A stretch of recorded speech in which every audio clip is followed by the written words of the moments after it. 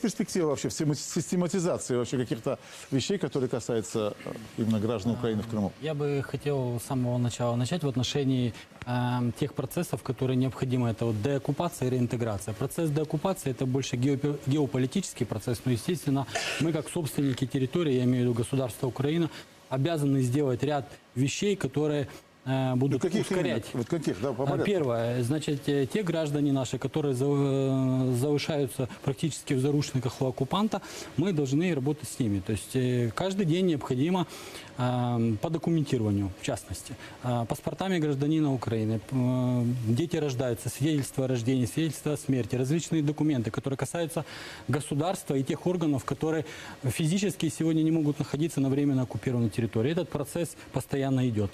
Оказание помощи тем гражданам, которые вынужденно покидают автономную республику Крым, приезжают на материковую часть Украины, фактически не имеют места жительства, не имеют рабочих мест и так далее. Мы обязаны оказывать помощь. Что касается экономической части, то есть мы должны утяжелить Крым оккупанту. Вот есть определенные процессы, которые после оккупации были. Это блокада Крыма, это вот остановка водоснабжения и так далее. Сейчас тоже есть факторы, которые мы должны, факты работы по экономической части, работы торговые марки, международные и национальные работают на сегодняшний день в Крыму. То есть ни для кого не секрет, это открытая информация, есть украинские, те, которые представлены на материковой части Украины, сегодня работают в Крыму. Мы должны предпринять меры, ввести санкции, чтобы эти торговые марки не работали в Крыму. Пусть оккупант в соответствии с международным правом обеспечивает граждан, которые остались в оккупации. Далее, авиация. Значит, логистическая ситуация очень сложная у оккупанта. Мост, нет сухопутного сообщения. Мост, который, порт Крым, закрыт. Все пункты пропуска, кроме 3, это Чангар, Чаплынка, Каланчак, все закрыты, в том числе и аэропорт Симферополь. Мы можем, как государство Украины, это наша территория, вести уголовную ответственность за посещение Крыма иностранцами. Мы можем через это те сделать? пункты пропуска, которые закрыты.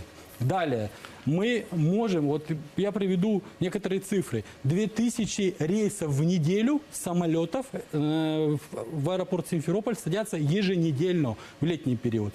На сегодняшний день 500. Это колоссальные цифры. Авиакомпании, которые осуществляют эти рейсы, они все международные. Они все, получается, летают... Российские, да, они российские. Они российские, но все они осуществляют рейсы в другие страны.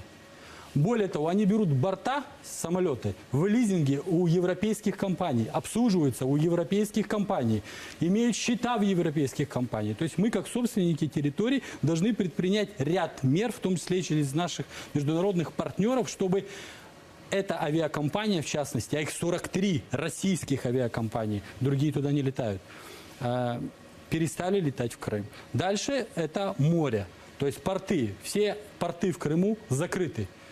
На сегодняшний день в обход различных санкций, мы знаем, вот недавно впервые было арестовано недавно украинское судно, которое впервые посетило в обход через Турцию, привезла иллюминит для завода «Титан».